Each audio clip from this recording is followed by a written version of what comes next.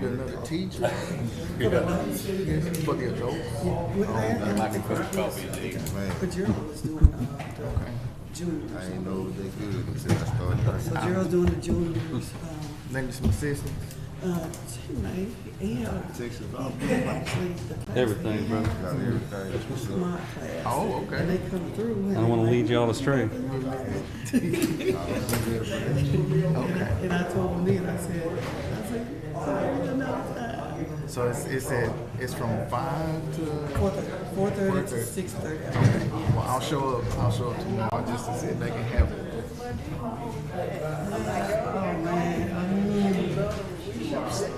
It's 6 o'clock.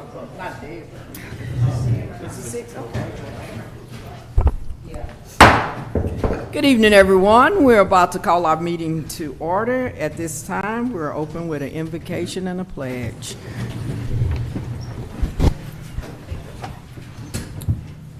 Let us pray. Heavenly Father, we come to you this afternoon in the name of your Son, Jesus Christ. We thank you for the opportunity to gather here this afternoon. We thank you for all who are present.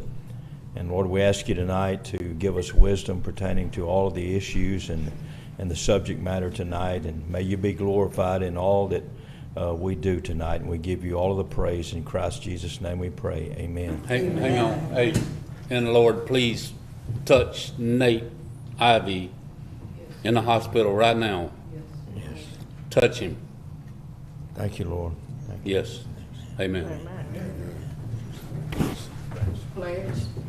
I pledge allegiance to the flag of the United States of America and to the republic for which it stands, one nation, under God, indivisible, with liberty and justice for all.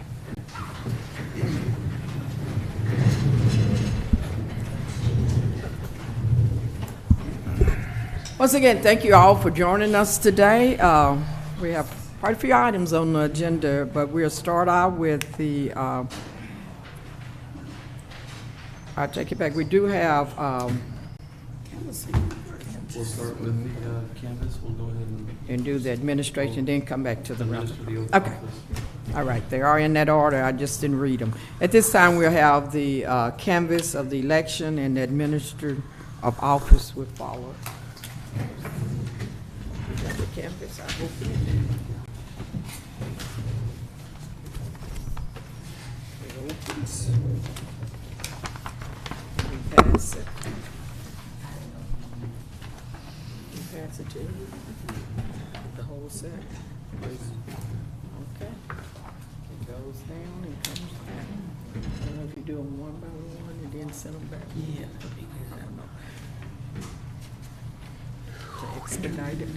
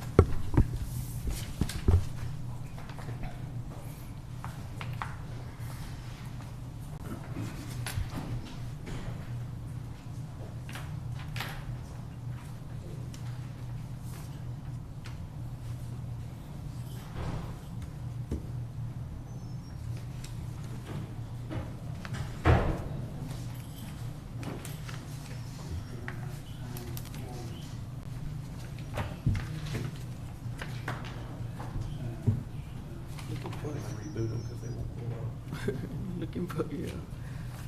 I think everybody's been struggling with internet. Having a really hard time. I cut off right in the middle of my conversation.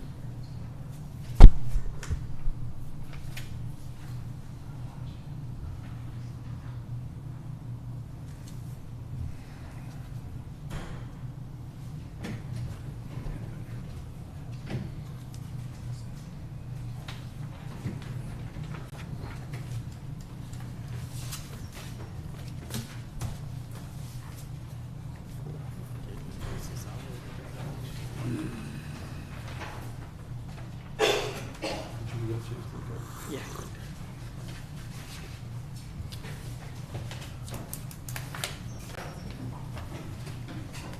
Okay, at this time, can we get a motion to accept the canvass of the election? Motion to accept the canvas. Second. Okay, it's been moved and second. All in favor? Motion carries. Okay, that brings us to item number 2, administer oath of office to the mayor. Take the glasses off and some.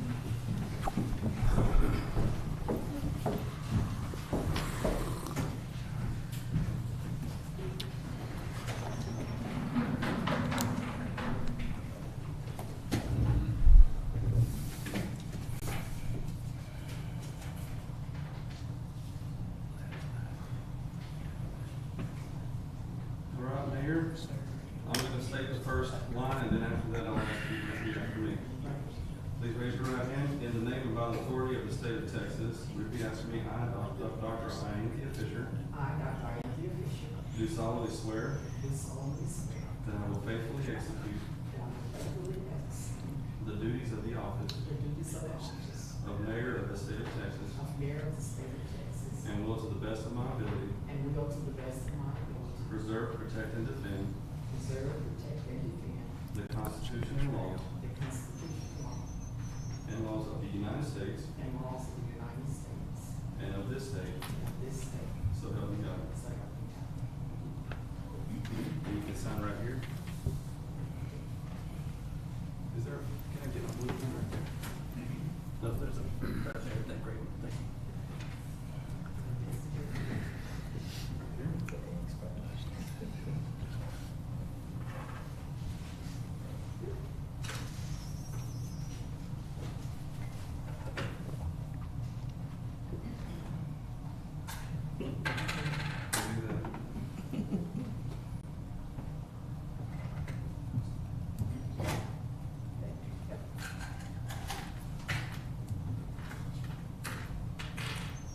Here you go.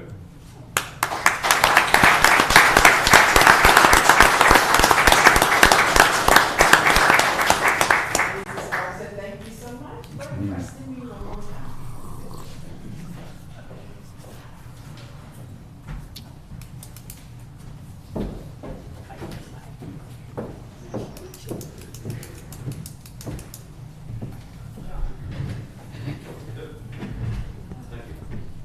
This is where you said, my, how the time flies. It's hard to believe the time has passed that quickly. But thank you so much, City of Crockett, and all of you that cared enough to engage in voting. Thank you so much. And at this time, it brings us to our recognition of visitors. And like I said, once again, thank you so much for all attending. I thank my husband for coming in to cheer his wife on.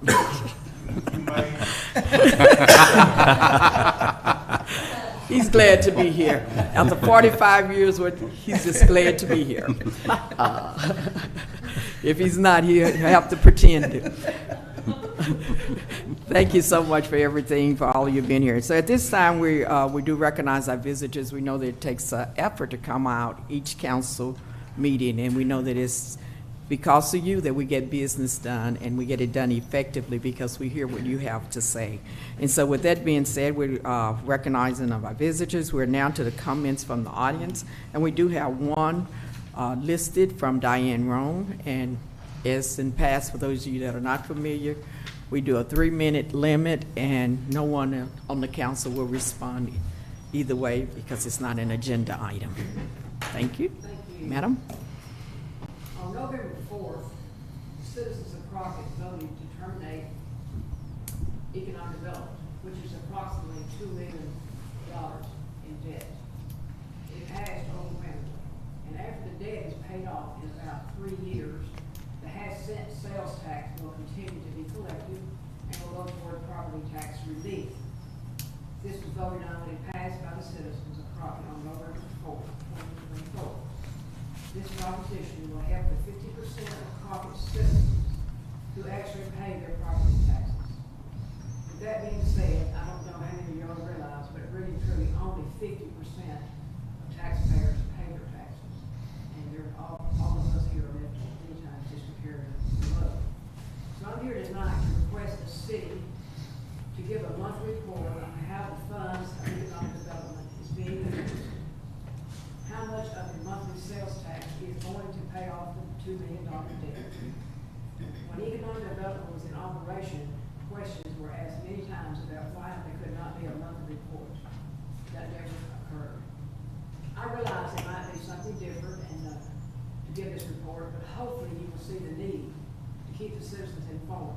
It is the taxpayers' money. Now, I see a problem making this request, and this is because, as the mayor says, we're only allowed 3 minutes to make a comment, and as she reminds us, they cannot respond, you all cannot respond to us in any way in the council meeting about our concerns. So, I guess the only way that we will know that this can be done is if you do it. If for some reason you cannot make it so, then we need to know that as well. I thank you for allowing me the time to say this, and I look forward to your decision regarding this matter. I think it's extremely important that a monthly report on economic development be given. Thank you. Thank you. That is, at this time, that was the only a request from the audience. So with that being said, it brings us to the next item, approval of the minutes. Item number 3, regular session, May 19, 2025. All of you had an opportunity to view them. I make a motion to approve the minutes. I second. It's been moved in second. All in favor? Motion carries. It brings us to the reports. Item number 4, Police Department Manpower and Criminal Incident Report for May 2025. Good evening, Mayor, Council, Good evening. City Administrator. Police Department Manpower and Criminal Activity Report for May of 2025. Total of 16 officers, or 2,800 manpower hours, responded to 461 calls for service, investigated 9 traffic accidents, made 54 arrests, issued 490 traffic citations, completed 83 reports, responded to 32 alarm calls, 29 of those were false alarm. I will entertain any questions you may have about our report.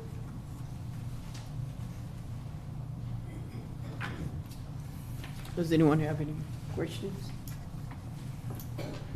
If not, thank you so much. Thank you, Chief. Appreciate it. Okay, bring us to item number 5, Fire Department Monthly Activity and Status Report, May 2025.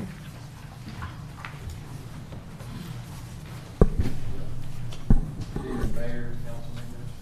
For the month of May, we had a total of 46 calls, 33 of those being in the city and 13 in our county response area. There's a further breakdown in front of y'all. If you have any questions, I'll be more than happy to answer for you. And one thing, we had a little rain to help you out a little bit. A little slow. Over the 33 calls, half of them was storm related last month, so we probably ran 15 calls so far during this last weather event, so we've been busy. The weather, trees falling, sparking fire lines. Oh, I forgot about that part of it. Did y'all help with any of the flooding? Any of the community? We had a couple cars get going to high water, so turn around, not turn around. We had I think a total of 4 cars the other day. 3 on Goliad and 1 is overpass on the old North Cut 50. Somebody drove through high water over there and waiting for it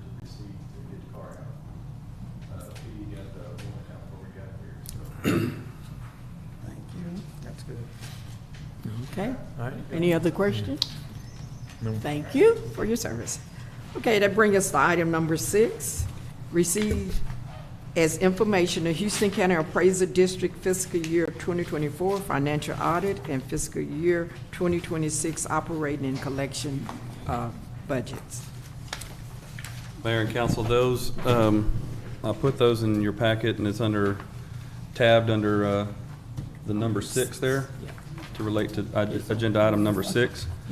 Those are a copy of the budget from the appraisal district that they adopted for this upcoming year. As you know, we all contract, ourselves and the other government entities, taxing entities in the county, contract with them for appraisals and for collections as well, so we all share in the cost after the budgets are adopted. And then I also have one hard copy of the audit. It's available for council's review at any time here at City Hall. How many people work out there?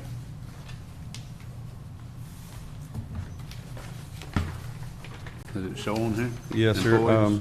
Employment, okay. Yes, sir. You got 1, 2, 3, 4, 5, 6. Looks like 8 employees. Eight people, okay.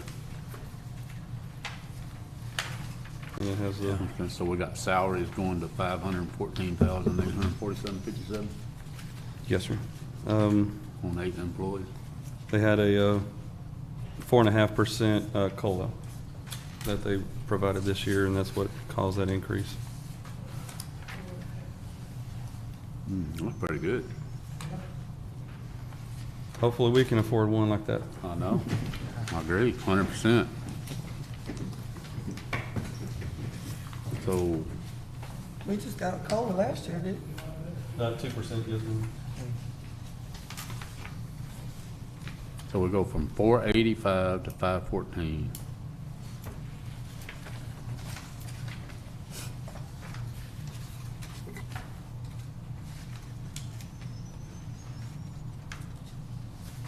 When does this need to be? It's approved. That's their adopted budget, is for information. Okay. Their board already, So we pay for this out of our tax revenue? yes, sir. If you go further down, there's a breakdown. I think it's on maybe the last page or the second to the last page of the share split between all the taxing entities. Since there's 2 budgets, one's for operations, one's for operating, and one's for collections.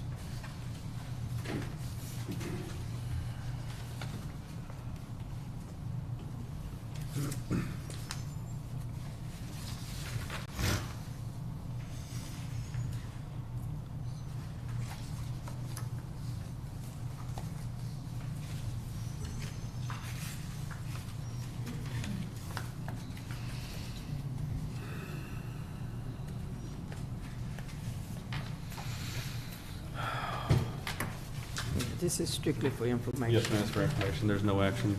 There's no action required on it. Pretty Since good, it's- pretty good. Since it's informational, you have a time to go over it in details with that. And I'm sure if you have any questions, you can contact them directly. Yes, And they can reply. Would Okay. that do any good? Huh? Would that do any good? Well, they've approved it. I wouldn't say that they reapproved it, but I have no, I'm sure if the board has approved it, but it might help in the next time that they go to it. No, ma'am. I think Okay. it's just for discussion. If nothing else on that one, that moves us to the next item. Our business, item number 7. Consider and approve a recommendation from the Planning and Zoning Commission to hold a public hearing regarding a proposed zoning district change from M Manufacturing Warehouse and Wholesale Selling District to R2 two-family residential district with a strip of properties bordered by Martin Luther King Jr. Boulevard on the east Sycamore Street or Sycamore Street right-of-way on the west and West Goliad Avenue on the north and Burleson Avenue on the south. Mayor and council, I have Ms. Rita Walker here, who's our administrative assistant, has been diligently working on this project. She provided a report in y'all's packet as well that y'all have had time to look over, but we also have additional information to try to help council understand why we're deciding to do this in a bigger block instead of piecemealing it with spot zoning, as we've gotten a few requests for some spot zones for residential use, and we've found out that our zoning map for this district is manufacturing, which precludes that, so we'd have to individually address each request for new homes, and we have an issue with all of the existing homes that are in that district who may run the risk of having a commercial business move in right beside them and with no way to stop it, because it's all currently zoned as manufacturing district.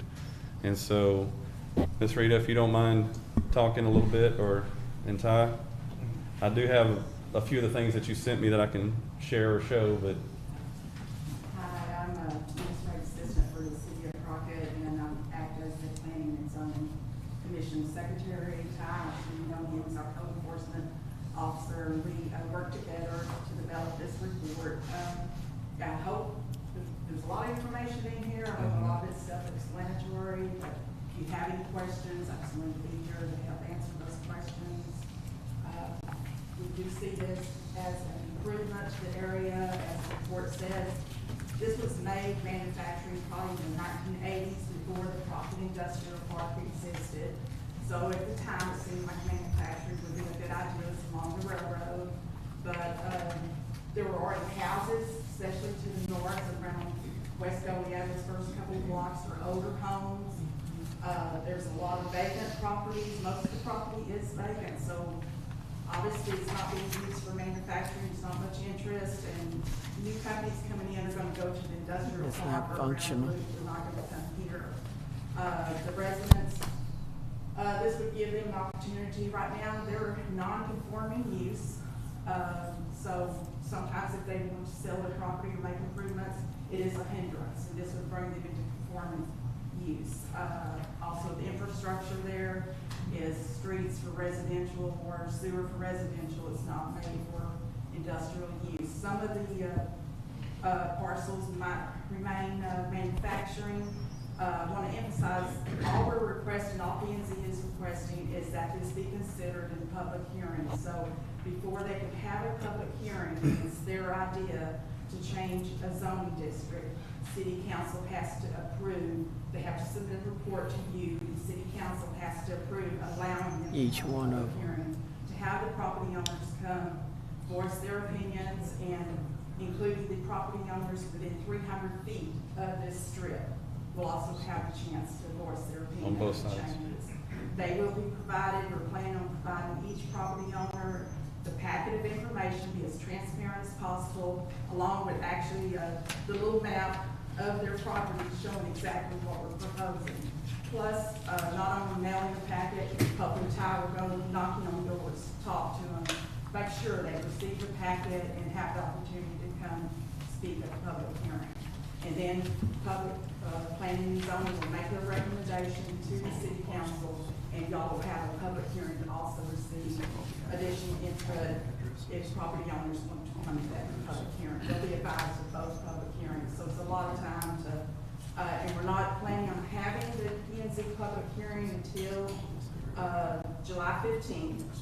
And then hopefully the city council public hearing, unless it's tabled by P&Z instead of making a recommendation, will be July 21st. That's a lot of time to further look at moving forward and be familiar with what is being recommended. Because I think there have been a lot of requests for residential and not manufacturing, and that's the way that we've heard. Yes, yes. And since it is residential in front, if people were wanted to do it, the street would have on both sides. And I think in terms of building communities, it would be more beneficial than having a manufacturing in front of someone's house.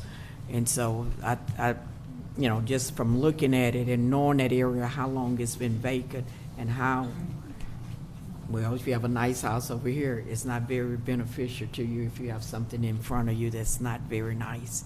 And so I think as a community now, because I believe that, Dr. Fisher, you're only as strong as the weakest part of your community. And so to look like a community, you want people to have similar communities.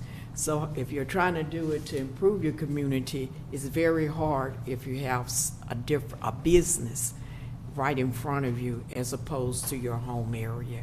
And it kind of hinders what we like to think of as neighborhood community. And so in order to prove, and that has been an area because of the location, that it's been hard to grasp the community aspect because of how it has been developed in the past. So I'm thinking that anything, you know, that can bring it in more aligned with being a community instead of manufactured community, and that it would really add to enhance our community as a city, so that we would know that this is a community, and then they would be able to dialogue and develop what they want it to look like.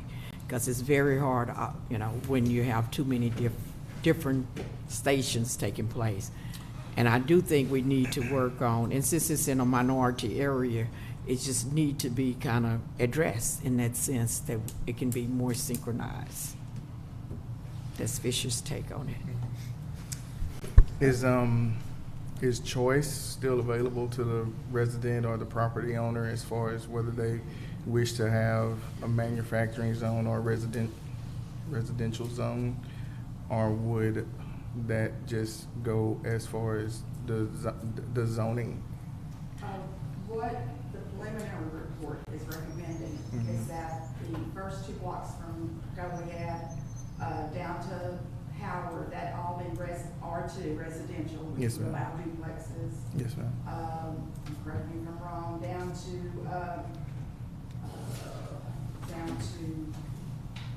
So, Thomas. you go to Bell right Ty's here. more familiar with. Bell, yes. Go on to Mm-hmm. first half a block north. Okay. Staying, manufacturing, and then the first block south, staying manufacturing. South of that, R3, north of that, R2. Gotcha. Thank you. And the process, like you had asked, if, one, this all current, our goal is to align it to what the current uses are. So if somebody's Okay. living with a home there, You they're want to make likely gonna residential? want it to stay, to become residential, Yeah. so they don't become a non-conforming use and have somebody move in beside them. So, but if there is another desire, say for a few parcels or whatever, the public hearing process, if there's more people that come to it that are against it than that are for it, that's how the public hearing process is divided out. Okay. And we put it back in a report and bring it back to council and say, here's what the people wanted. Okay. That are gonna be directly impacted and within 300 feet on both sides. So moving all the way over another block at least, in both sides direction, everybody will have input. Is this what they want? Is this good? Okay. Or are there other considerations to take? Okay. And Understood. then the planning and zoning makes a recommendation back to council and says, hey, this This is is what we need. what we come up with. And then y'all, so there's multiple layers of input from the community and then council. So you will have a couple of areas that, in that location, that will stay manufacturing. is that- Along Bell, where there Yes. is some current manufacturing or commercial type uses. Okay. Yes. That's automotive. Yes, ma'am. That is Okay. manufacturing. I believe, again, we will be reaching out to the property owners. Lee, he has expressed interest in buying the properties adjacent to his. And then the property next south of that, that's where the old, there's a huge commercial building there. Tables. Tabor's, Tabor's. Riley, this old Farm John food. Deere. Yeah. Tabor's. We'll be asking him, you Yeah. know, And the old table. give him a chance to input. He might want to tear down the commercial building and change it to Fine, residential, or he it might does. want to keep it commercial. So that's the one block that we said on report M. Yeah, it R2. is, because what's the name is a shop next to it. So even that Bourne area over there across from Tabor's, are y'all looking at that as well? Right here. The large barn, yeah, so that's the railroad that's off of it, that's, Part of that salvage is. 300, Martin Luther King is their address. That's owned by the railroad, we're trying to get the railroad themselves to tear that down. Okay. The one below it is the one she's referring to, like 1170, the parcel ID 1170, right there, one right there. Yeah. That's the Okay. one John here. Yeah. Oh, okay, yeah, okay. But it's part of That's the salvage. actually Carter's. Yeah, Carter's. So they can. So, okay, so even like I said, the location where Tabor's is, across the street, where Mr. Odds live, That's Timothy, 462. right down this. Is there? It- There's more The very there. bottom where you're at, right there, John. Yeah. Cause like it's like a barn or Yeah, whatever. it's a barn. Okay, so what are we making it? Technically, right now, it would fall into the R2 one until he decides what he's gonna do with it, because right now, he just uses it for storage of agriculture equipment. It's currently zoned as R2, so it would match up with what we would like to move the rest of it. Gotcha. Well, it's currently manufacturing, it would fall into what we're recommending for R2, because it is just a barn, and the only thing that's in there is ag equipment. Okay, He's not. So this right here- Manufacturing with it. This right here is white not, R2? Yeah, it doesn't even show the road right there on that. Right, okay. So, it could Right. be based on that, we could zoom in and see it, but it's Understand. hard to say. Mhm. It could be half the building on there. Yeah. Okay. That building covers most of that lot. right. It's a very large barn. Yeah. Okay, so what we're doing right now is just deciding if we want to go forth with it and open it up so that the community would have their actual say on it. So y'all just trying to, And then a public hearing, just approving it for P and Z to have. Yes, ma'am. And it's y'all trying to still, make it all residential? Most of it. Most of it's currently being used as residential. Separate. Bats, Certain- That would stay the same, that would stay commercial. That would stay commercial. That's the recommendation.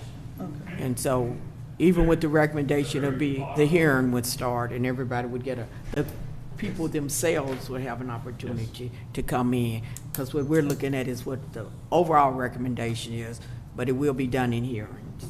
To initiate the process is what we're asking. Yeah.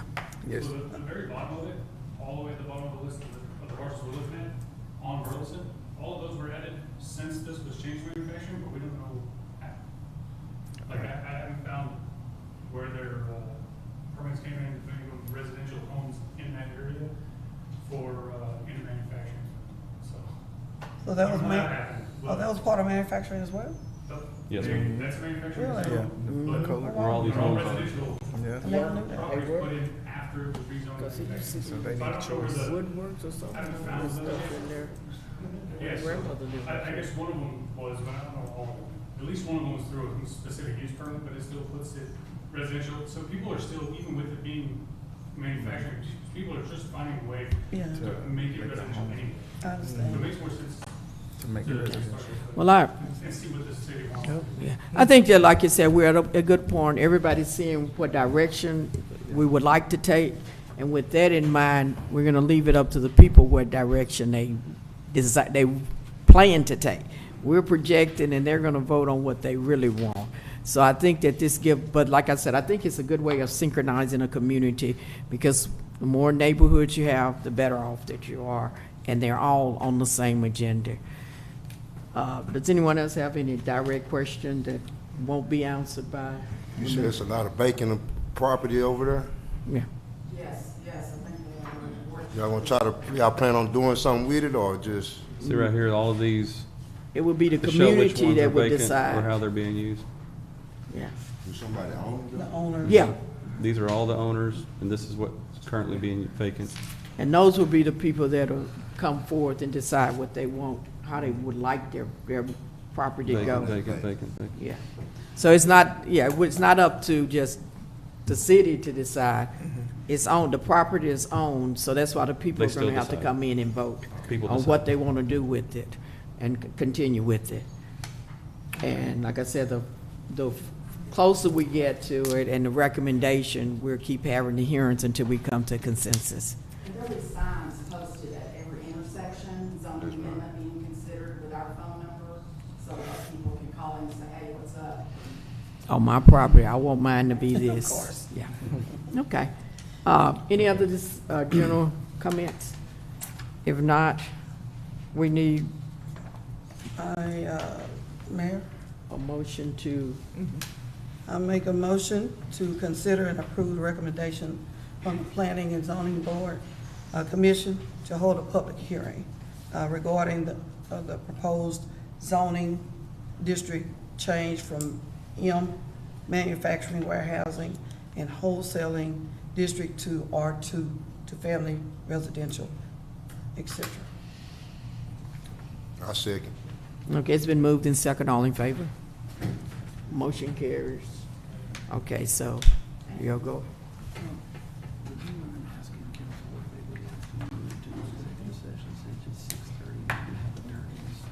Okay. Okay. Okay, at this time, since we do have our attorneys and they're on the clock, we don't know if they're on the clock officially yet, but they are here. Could we get a recommendation just to go into our executive session at this time? And then we'll come back and finish the remainder of the agenda. Mayor, I recommend that we go into executive session. Okay. Do we have to vote on it, or we just recommend? You don't have to vote, but. Okay. All right. Okay, if it's so, at that time, we're gonna ask, you can sit down and y'all can even get to sit in here, we're gonna leave. And Do we need to we bring? will, okay, we will break and go into executive session it's up because to the you. attorneys are here. I don't, And then we'll unless come you back. got something. But if you would like to go get a, A drink or a bathroom break? it will be a minute. Yeah. Oh, come on. I might need to take my out.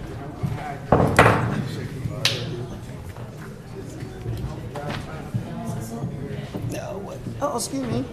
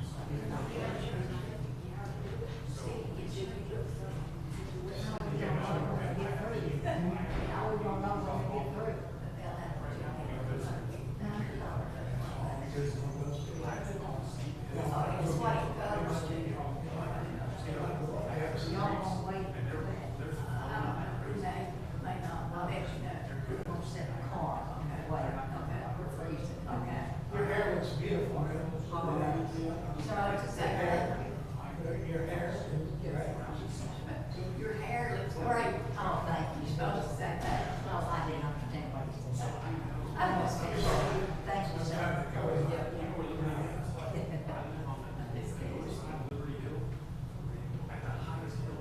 I guarantee you won't have to have me on. Because there was no one like that. See, he's responsible for all I see. Council is responsible for all the time.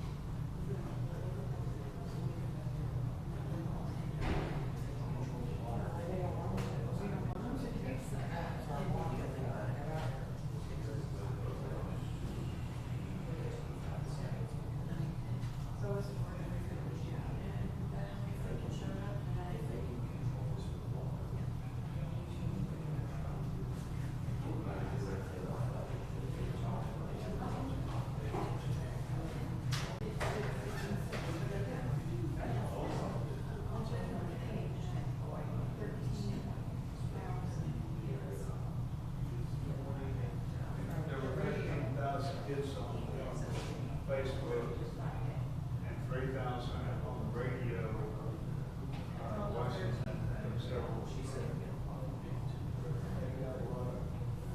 What did she say that?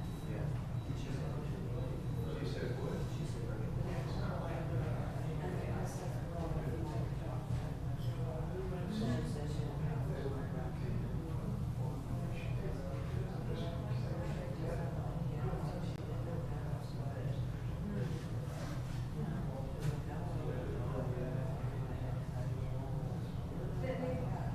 Oh, this was a consultation with the attorney regarding contemplated litigation. And then personal matters, personnel matters, consider annual performance evaluation of city administrator, police chief, fire chief. So all those things are in their executive session.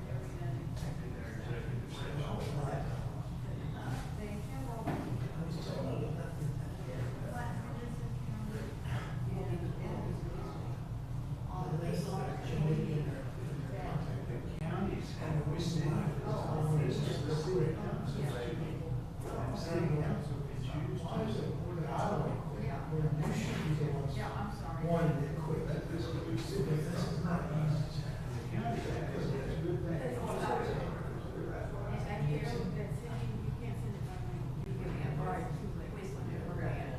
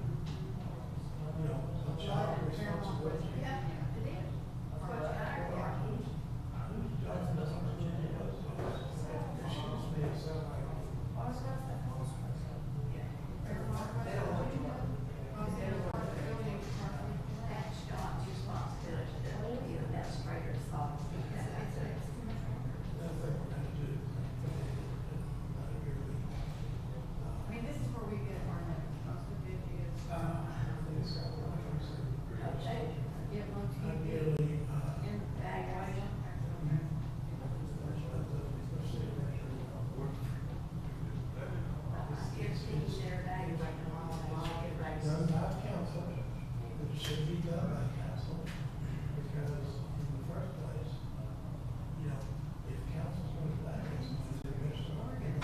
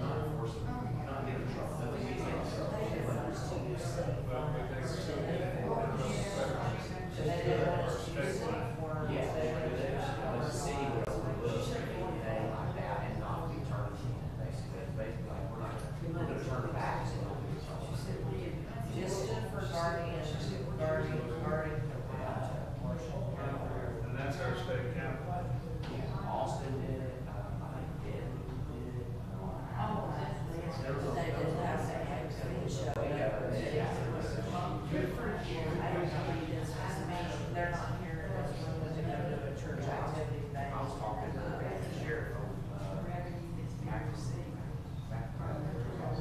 He's the one that they passed that, off of. Yeah, he's, it's got the Jeff Bridges and, actually based on the, there's a big hall.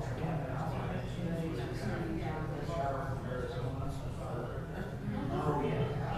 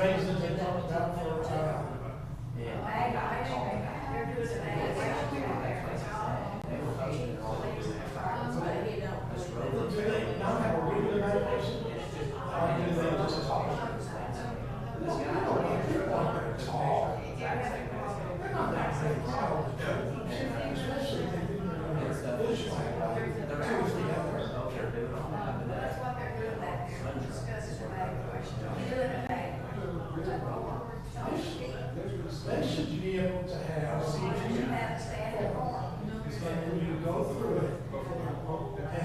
you know, 1 through 5, 1 through 10, or whatever. Performance evaluation. And that goes, you know, and one of the things is how much structures.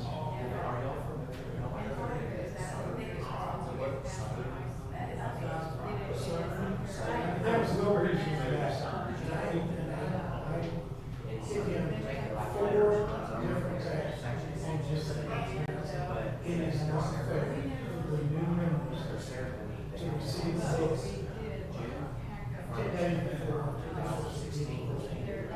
It's way too, 3 years ago. And they were slow as Christmas. I've been through 2. 2 or only a third. Consultant. And then I was sitting there going,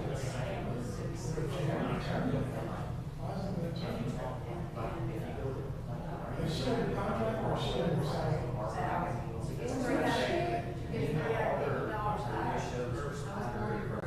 That's contract.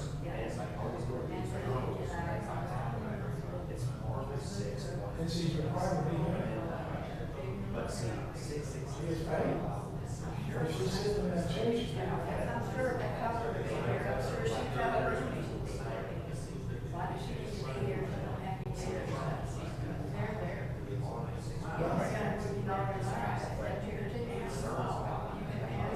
Especially if I'm only here for 4 days. And I can bill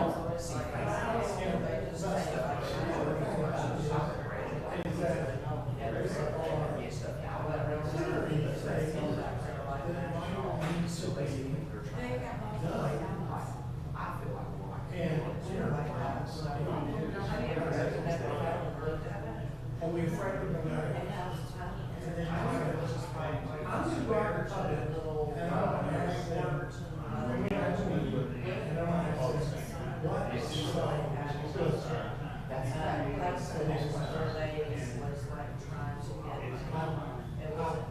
First of all, I'm sorry, really knows. And before and then they would say, and I'm only here to tell you my experience and how possibly you can sort of look at it like, what should we be looking at? If you'd like to know, I can tell you the issues. I didn't want to get the one thing and say, counsel, here's the evaluation. Change it, massage it, change the word, strike out one thing, like whatever, add one if you do, so that it's your evaluation. It's not something I just throw it in, where it's got some kind of pushing these kind of questions. You really can't say, oh, hell no, you just bring it on. And then you sit there and go, okay. We're going to make 6.5 on this evaluation.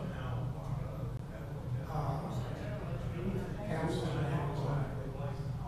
And you're not going to be able to say, we're going to talk over that minimum. Well, maybe a real man is also, because I didn't do I don't know why he was afraid to be a manager.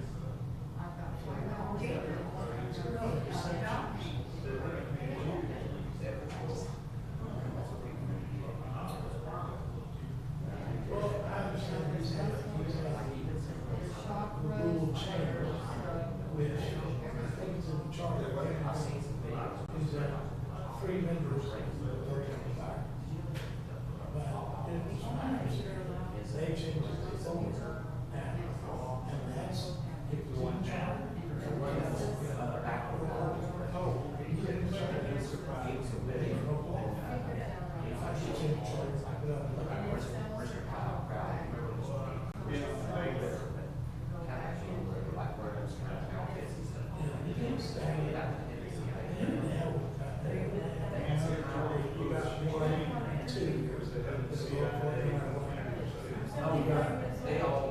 Maybe she will, now, he'll go, what's right in front of her.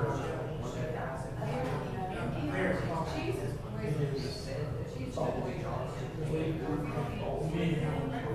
We have five workshops.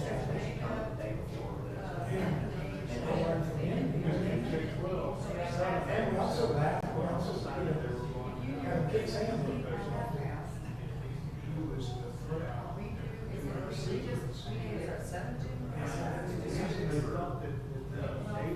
One month, see what we did.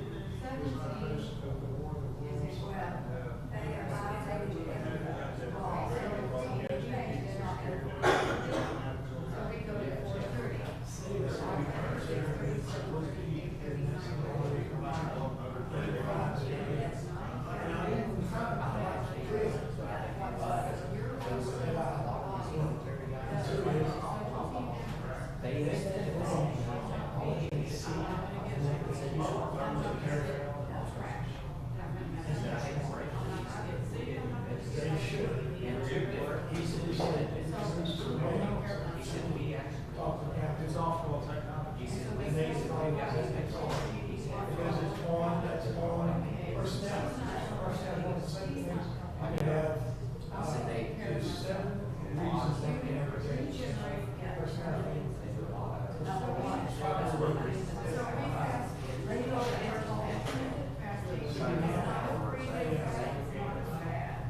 Yes, that's scary.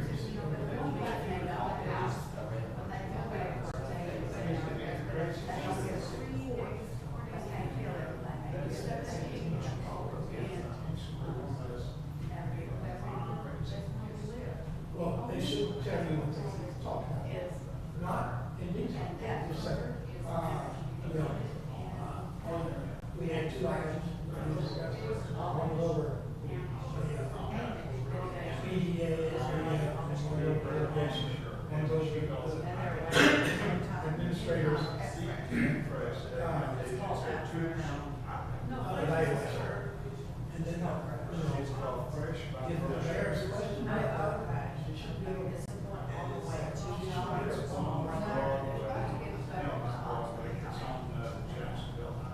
The kids also has a whole. It's in the. I'm not talking about it. I'm just trying to figure out that. Things like that happen.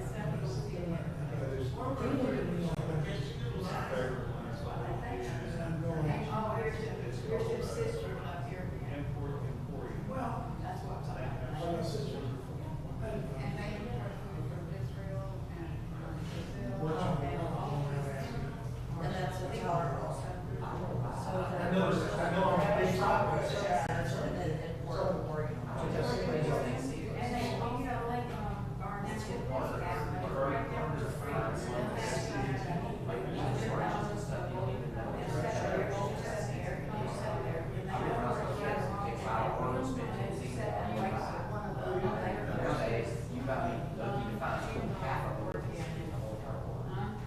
All these days, if they don't have council meetings, they should have. And one, the first item of president should be. Even the mayor is, and in the charter, it has a right. This is how we're going to make a motion. Or this is how we're going to get it. And she's never said.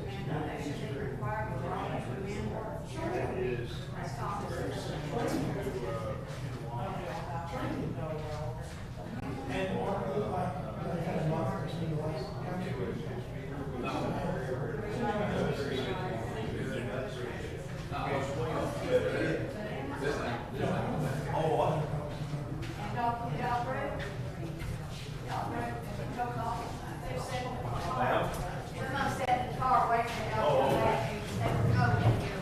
It is cold in here. Oh, well, last time it was too hot and then too cold. It is cold. I guess when all the body heat went out, it got cold. I gotta go to the restroom. Trying to keep us from passing out.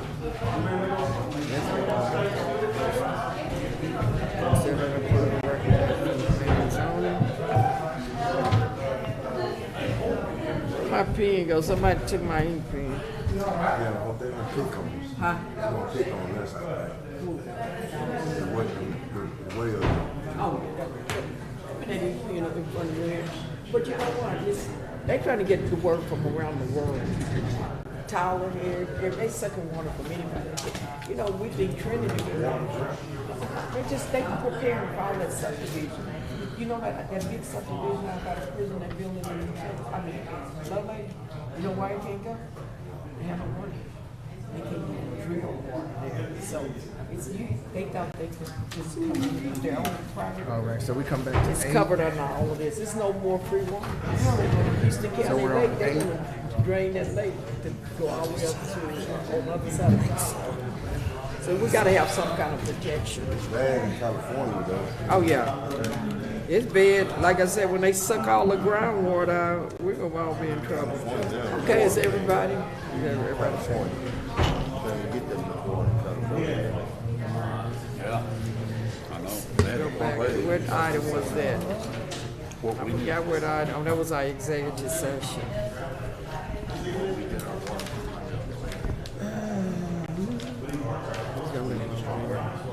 Okay.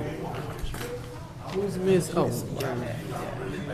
Lord. You know, we would have thought we'd be fighting over water, but you know, Wild Wild West fought over the well and put up a fence. I was watching a story today. I said, oh, you know, we've been fighting over water for a long time.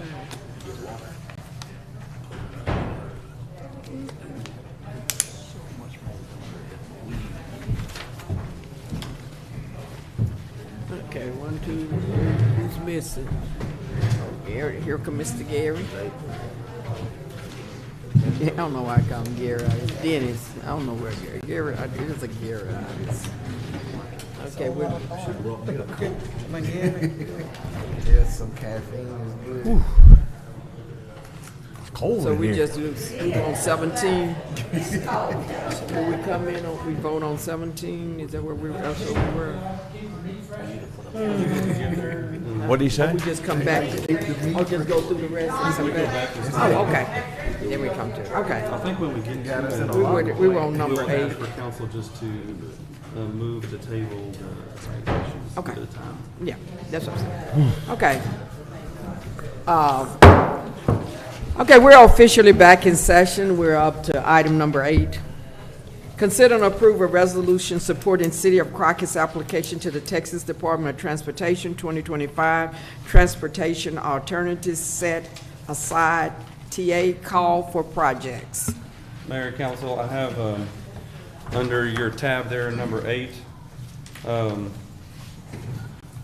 I'll give you just a quick update and in your packet as well, under item number 8. I left mine in here. Estimates. We'll pull it up here. So It's over there. every year, actually it's every 2 years, TxDOT comes out with a new budget and a application period. They set aside TxDOT funds that you can request grant funds from for something called traffic alternatives. Usually that's to pay for sidewalks or bicycle lanes. Usually cities apply for bicycle lanes or sidewalks.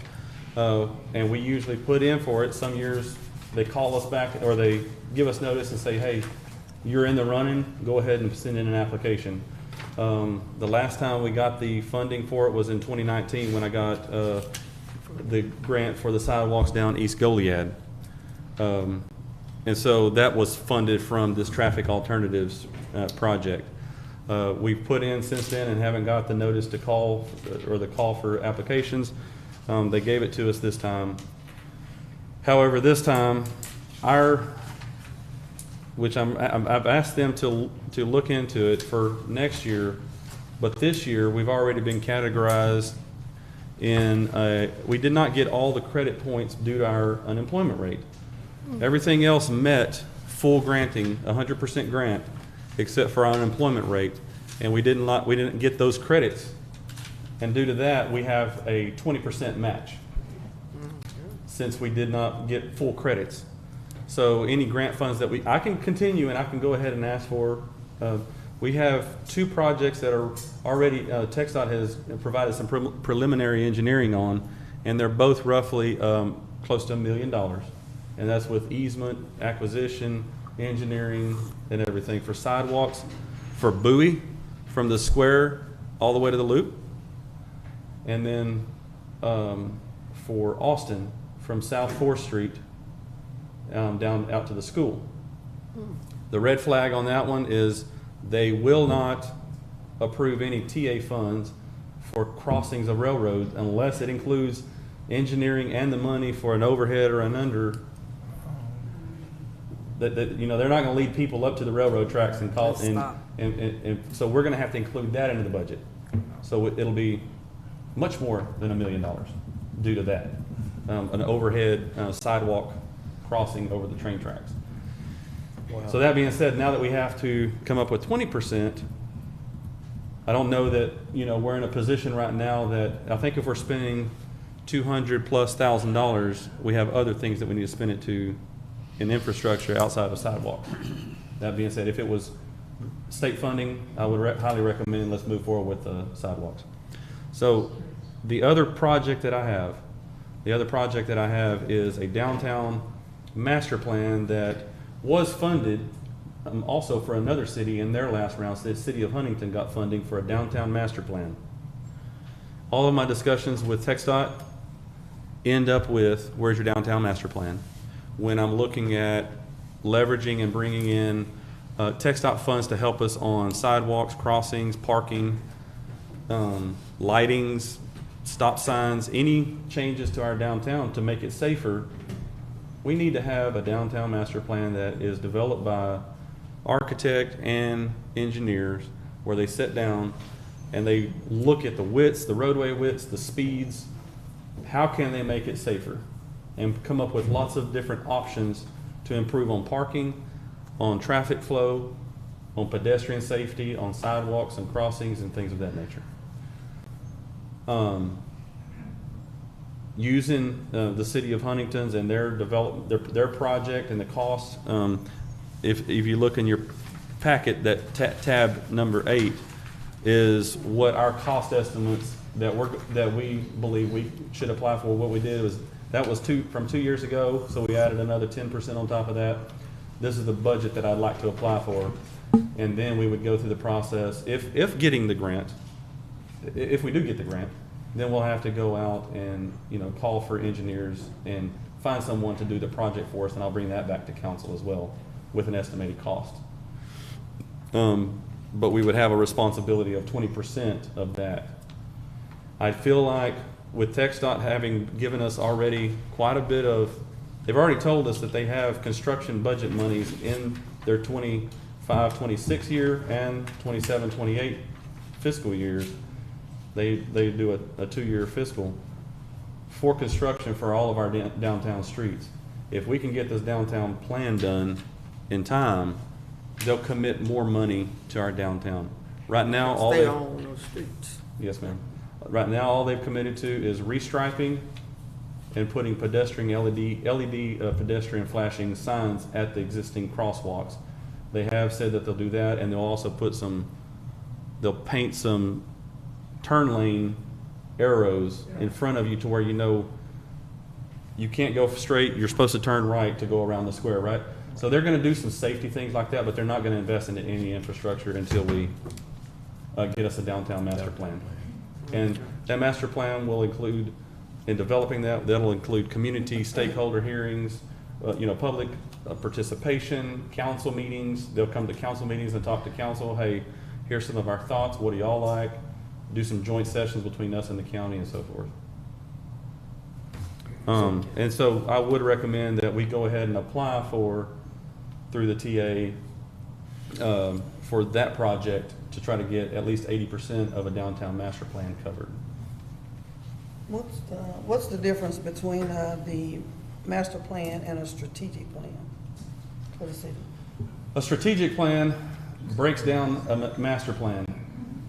You know, you're supposed to have master plans, and then you can break it down into, in this year, year 1 we're doing this, year 2 we're doing this.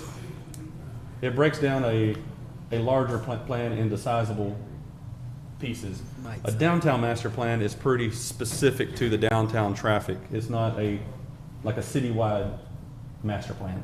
What we've developed is a comprehensive, 3 years ago, we did a city comprehensive plan, which addressed a lot of the big needs such as housing, planning and zoning, parks and recs, infrastructure, and that's just very far sight, it's Long range. long range. These are the things we need to be concerned about. This is the money that we should start looking at setting aside for these projects, but it's not a strategic plan brought down that I can say, hey, we've adopted this strategic plan, and this year we've committed to setting this much money aside for this much money aside for this.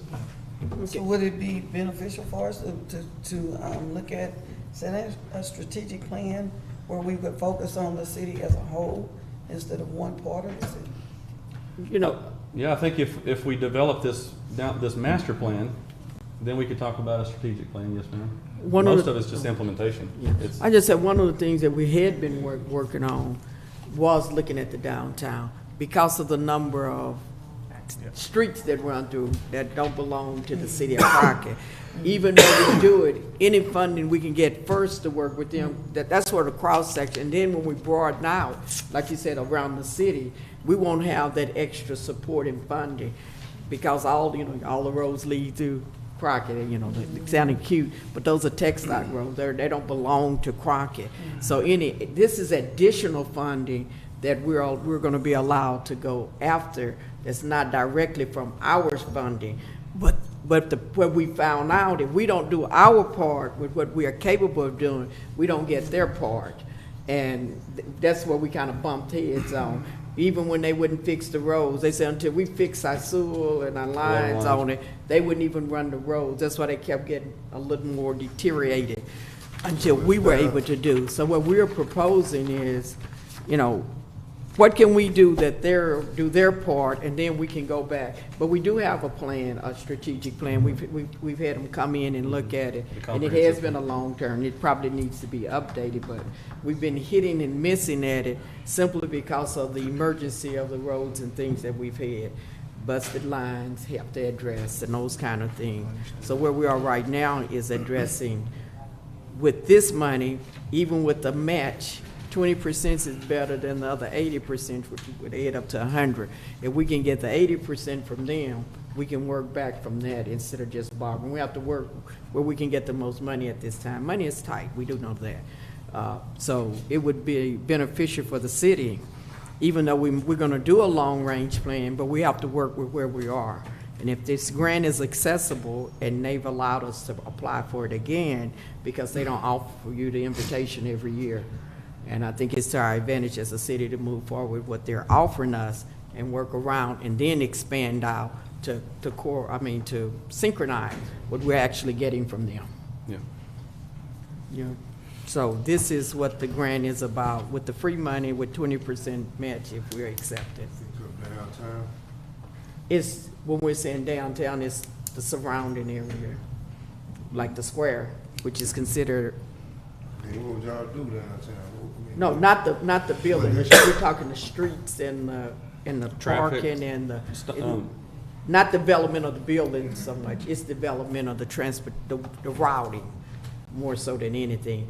Our square, getting around it the best way it is. It's not doing individual businesses. It's doing how you get through Crockett with the least amount of danger. The square is dangerous sometimes, but we do know that. We've had 2 different incidents just this past year of people getting hit. One woman had a lot of surgeries and rehab to go through. We've had deaths on the square where people have gotten hit crossing in our past, and so and lots of close calls. Yes, safety is an issue on the square. Well, if you cross it at any point. This could be used to enforce the no trucks through, of course, right?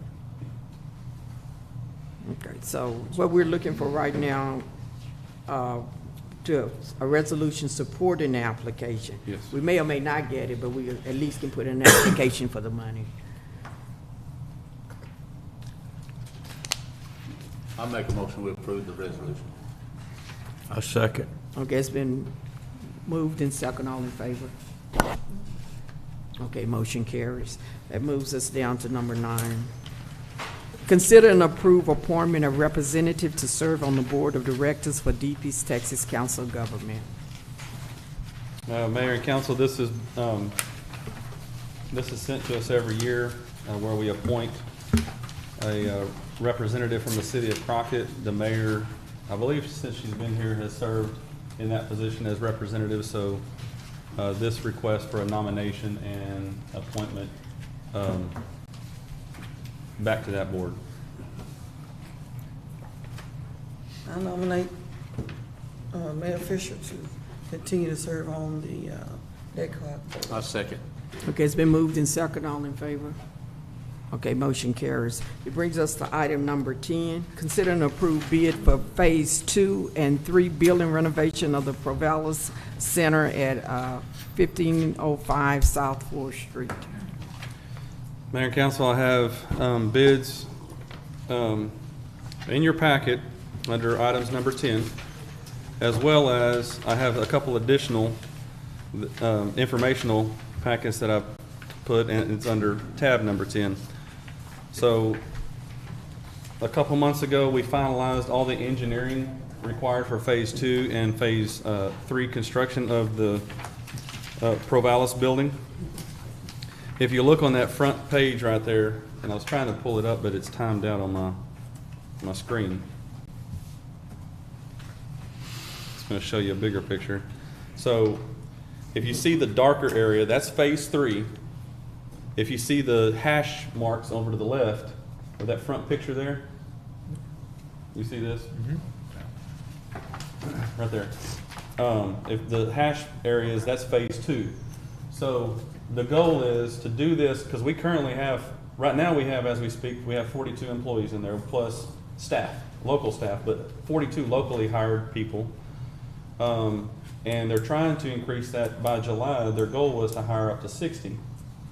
So they're continuing to hire people out there. They're currently situated in that white area. And over there, there's another building, or there's another room that they're currently situated in for current operations.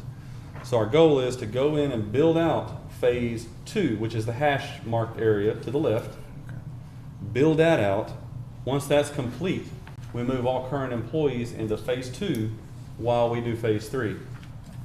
That's so we didn't have to wait for a year for all this construction and then go hire people. They were willing to hire people right away. And so it's kind of a phased approach to where we can work with people in the building while we're doing construction. So we hired Don Hill Architecture and Engineering firm to go and put these specifications together, the bid specs. We went out for bid. We were talking to 4 different firms. 2 of them ended up not putting a bid in due to the timeline. Provalis has really requested. They have lots of contracts that they can fulfill and hire more people. And I forgot where I was going with that.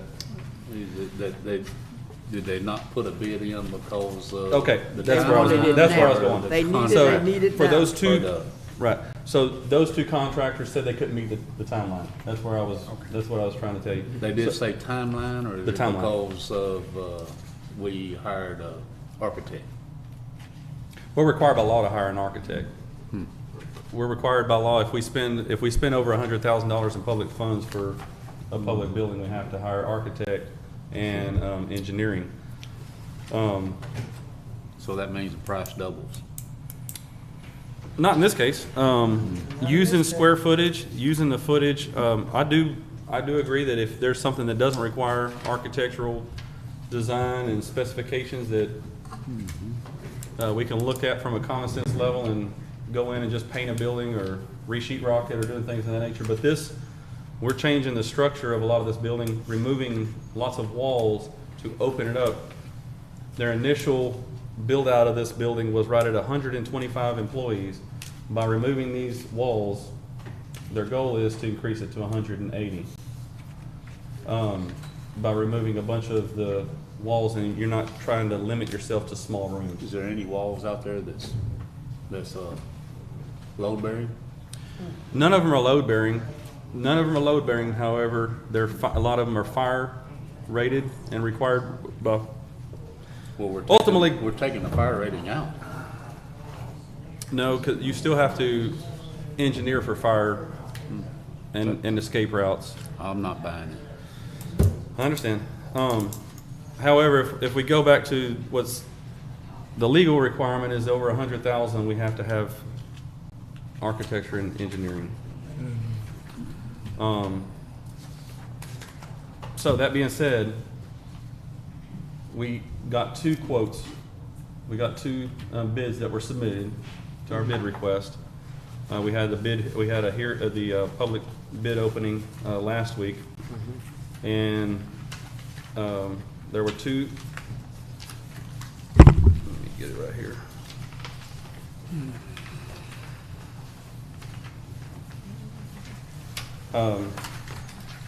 On page 28, we received 2 bids. One of them was incomplete. They only bid on phase 2. They didn't bid on phase 3. And then there was other incomplete material items that were not included in the packet, such as bid bonding. Their performance in bid bonding was not included. So it was an incomplete bid. However, if we look at just for phase 2 and we compare it to the other bidder, their phase 2 bid, Langston is still cheaper. Langston Industrial Group out of Lufkin was the only fully qualified and complete bid. And it came in well. Our budget on this build out, as you recall in our resolution and closure of the EDC when we designated funds for this construction, we set aside $550,000 to dedicate towards this project. And the bid with those alternates is 300. I'm sorry, here it is right here. It's in that packet right under item number 10. 391,400 for all construction.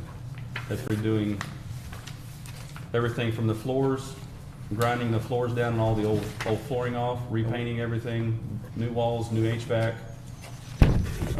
everything that is included in that. Have we allocated 550? Yes, sir. And he came in at 3. 550 was my best educated personal guess at it, just using by the square footage. And so I was very pleased to see that it came in under that, because we didn't have time to hire an engineer to give us a preliminary cost estimate. And so, and I do have these here. These packets here show many of their other projects. Oh, you were there. You don't get to see it. Anybody that, You just pass it on. You these are some of already their seen other the projects conversation. here I on back remember you said you that were- they've currently been involved in Lufkin area. Okay, And they've so- done construction in Crockett area too as well.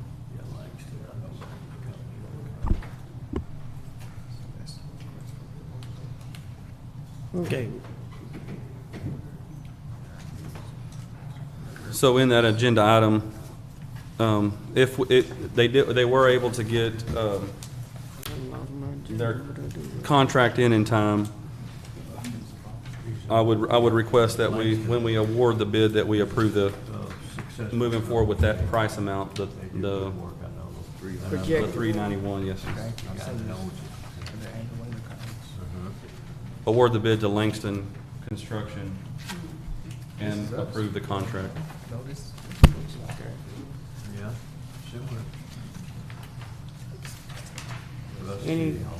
Any more questions, concerns?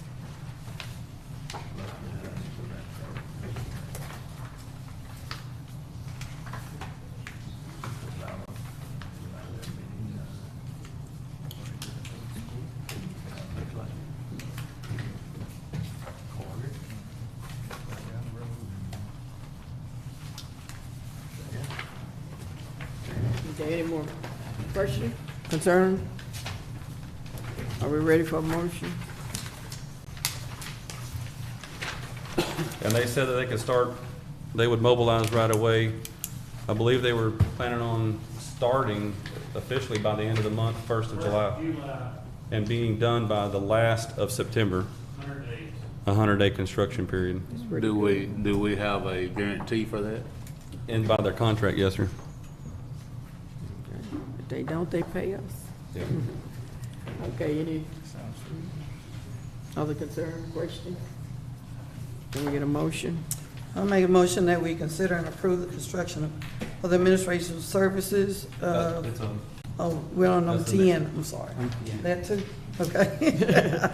Okay, number 10, I'm sorry. Consider and approve the bid for Phase 2 and 3 building renovations of the Provallis Center at 1505 South 4th Street. I second. Okay, it's been moved and second, all in favor?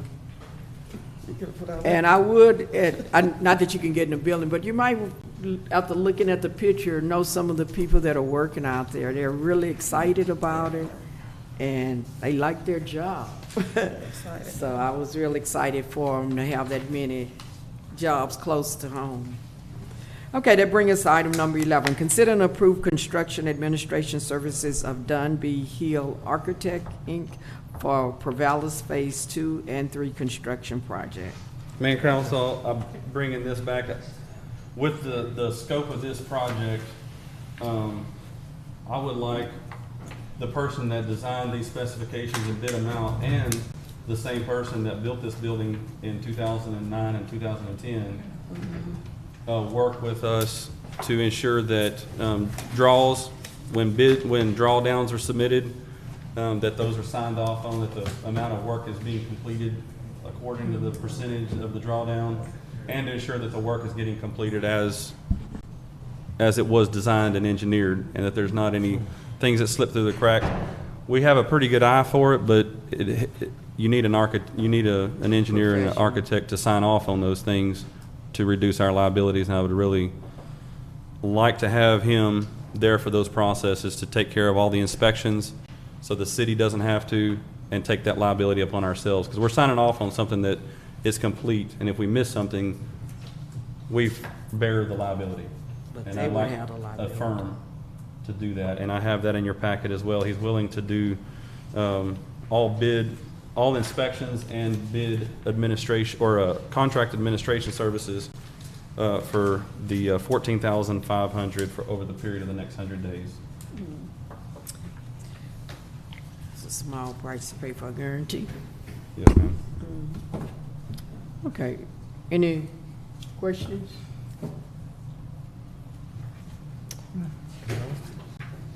Dollar? Okay, like I said, it's your guarantee. We see what we see, they know what's really there, so Yes, ma'am. we're covered. Okay. Can we get a motion?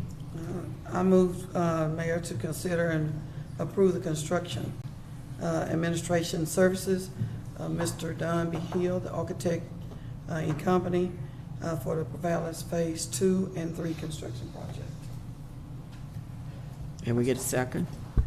I second. Okay, it's been moved and second, all in favor. Motion carries. Item number 12, award bid Texas Division of Emergency Management Hazards Mitigation Grant Program, DRA 44850313, storm warning sirens. Mayor and Council, if y'all will go to y'all's packet again, starting on page 32.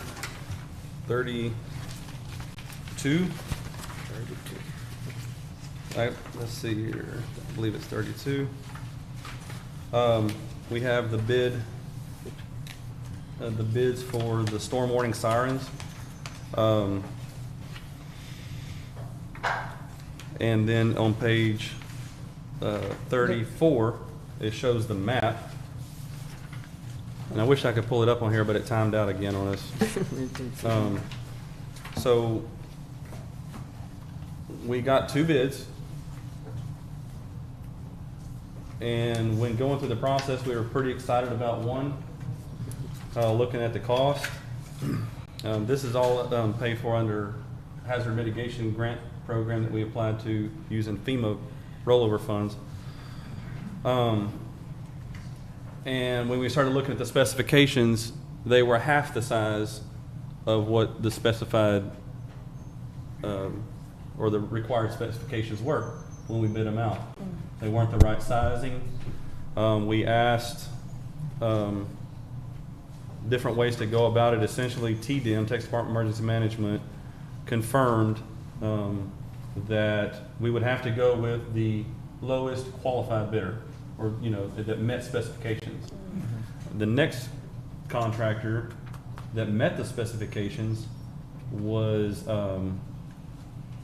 Crockett Construction, and he'll be using Holbrook for all the electrical and pole setting, and Brandon Enos and his firm for company for all the electrical and software and programming and installation of the sirens themselves. They use Crockett Construction as the general contractor, but they won't be, doing the work. They're overseeing the project and covering the bid bonds and performance bonding as required by law. And that would be a local contractor.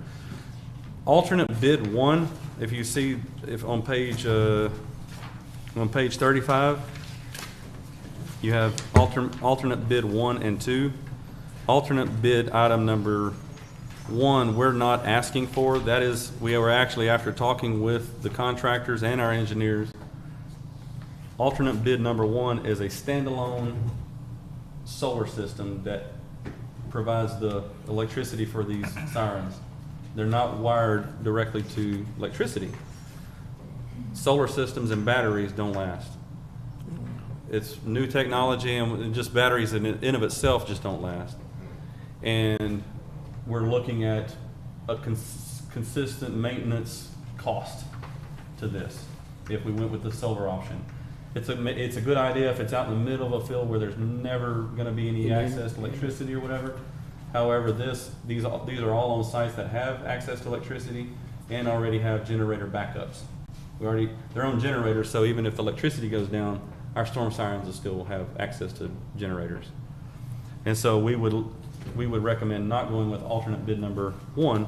However, alternate bid number 2, for an additional $2,000, allows logging and report back systems that allow us to not have to go out there every 3 months or 6 months and run tests on the sirens and set them off.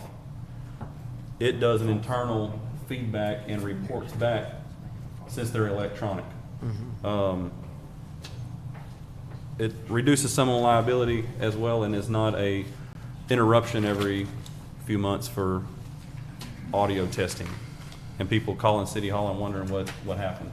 And then they get used to it maybe, and they stop calling City Hall because they think it's another test. So our recommendation would be for that total package, the total base of $423 plus alternate bid number 2 for a total of $425 to Crockett Construction.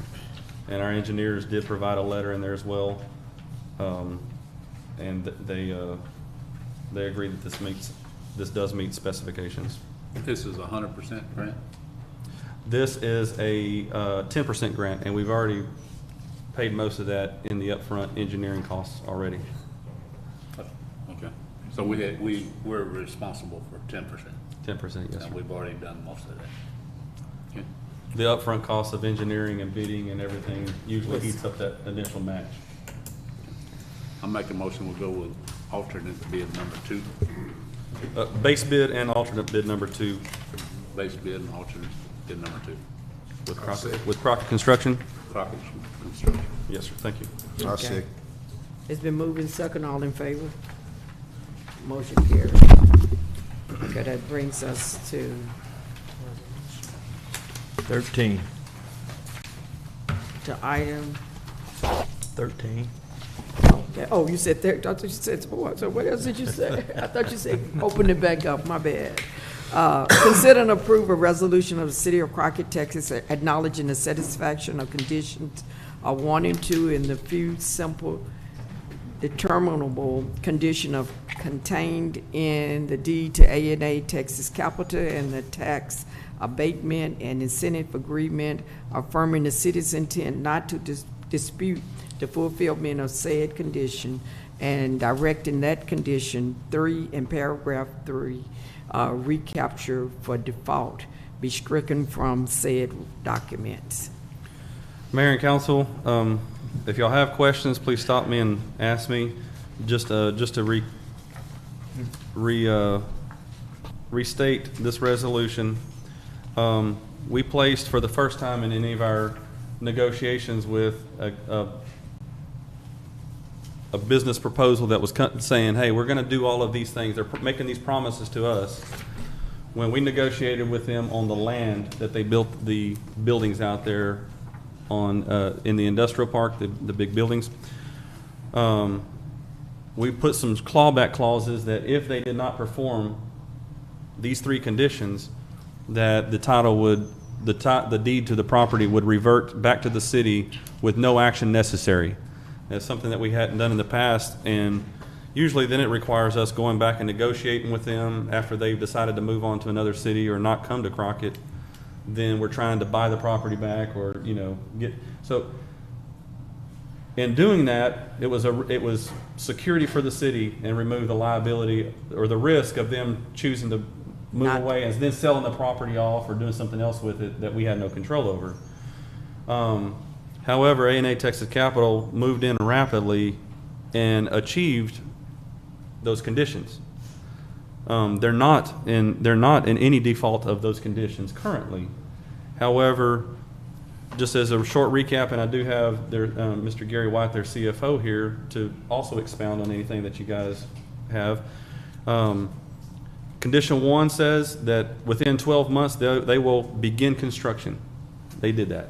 Condition 2 says within 3 years, within 36 months, they will have invested a capital investment of at least $3,630,000. They've already done that. To date, and obviously the 3 years are not up, but to date they've invested over $7 million. And Mr. Gary can talk about that. Condition number 3.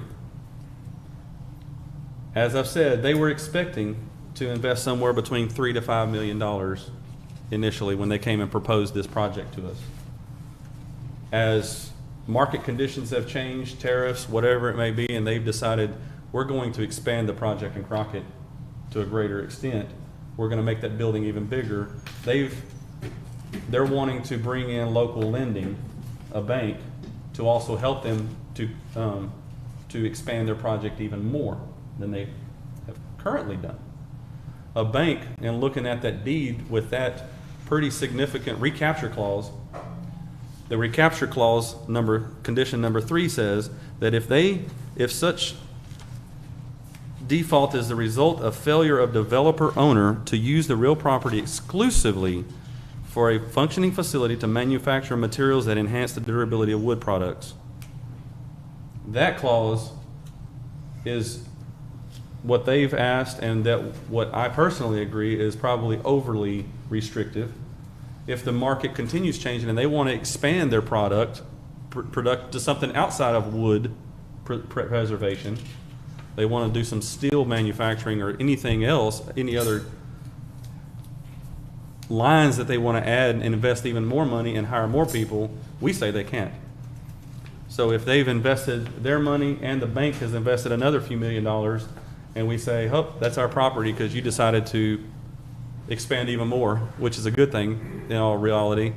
At this point, with that the amount of investment that they currently have out there, we don't want that property back because they're going to be paying taxes.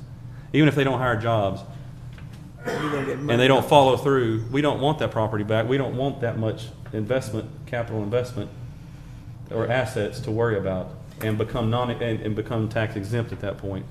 Now that they are fully invested in the city of Crockett and their funds, and they want to further invest with bank lending, they're going to have to perform to be productive and profitable. Well, how do you hold them how do you hold them accountable to perform? I understand that they're going to have to perform, but what is in the agreement to hold them accountable?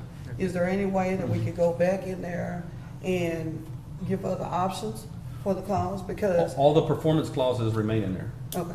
There's still performance clauses in there that says that they have to hire and be functioning for the next 10 years, or they have to pay back all tax abatements as well, or any other incentives that we provided them. So the recapture clauses are still in there. It's just this condition that says we're going to take the property back, right? We don't want the property. Right. Okay. So basically, so just like, I'm gonna give you an example. So just like we have like Lincoln Lumber, like right now, Lincoln Lumber is no longer in business. And my understanding is they are, so, and we went into agreement, a partnership with the county. Right. So at this point in time, when I looked at the recapture clause, we're recapturing that property and the equipment? No, ma'am. What are we doing? Because we did not provide them their property or their equipment or their building. So we can't recapture, so with, this relates to the issue, so Okay. I don't want to get too far off topic because this is talking about another contract, Yeah, but it's but comparing Lincoln Lumber. recapturing Right, clauses. so the Lincoln Lumber, they decided to close their business down. Now, they have to repay us all tax abatements that they've been provided, right? Because they did not fulfill their full 5-year agreement. So they have to pay us, we're recapturing all incentives and abatements that we provided them. Incentives because they did not perform for the full 5 years like the contract said. That's the clawback. However, even with that building empty, now they're going fully on the tax rolls. And so it's even though they decided to shutter their current business, it's in their best interest to find another company to move in and take that load off of them because they're paying taxes and they're keeping a few people out there just to keep the place mowed and presentable to show to other potential businesses. What is actually risk happening? involved. Yeah. So But what is, with that, well, with that being said though, I mean, I kind of did a little research. I was just looking and, I was looking at a TML, the 2017, the 380 agreement basically. 380 agreement. Yeah, I'm looking at that. And it was basically, giving us, approval or let's see, for protection. Approval for protection. Let me see. Let me read this to you here. It says the agreement should provide remedies for the city if the program fails to serve for public purpose. Right. So what it's saying is giving us an opportunity to recoup or recover that property. Now, from my understanding, as we talked, we didn't even get that property appraised and sold it for a little of nothing. So that property could possibly have approximately $2 million probably invested. Who? In that property, giving them Us? that property, yes. No, no, Then ma'am. being that we didn't have that property appraised, we don't even know what we have in it. Right. Yeah, it's 10 So- acres, so.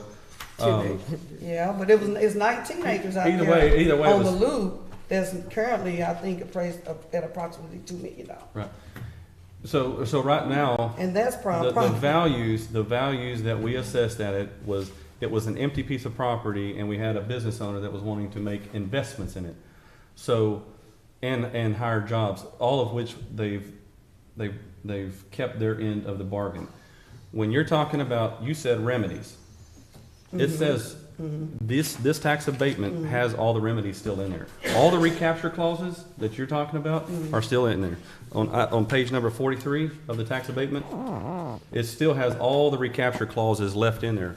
All we're saying is we don't want to take that property back if they decide to expand it even greater and do something in steel production or plastics or something else. We're not going to play a legal game and take that property back when they owe money to the bank and they've already made investments of over $7 million. because at the end of the day, So the recaptures are still there. Isn't that The taxes is Isn't that the issue we started functional. with here, Yeah.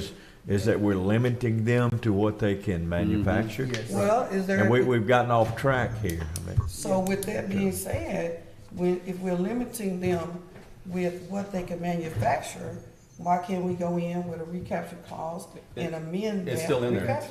No. The amend- recapture is here. But it's amend the recapture clause. Mayor, I move That's a different deed.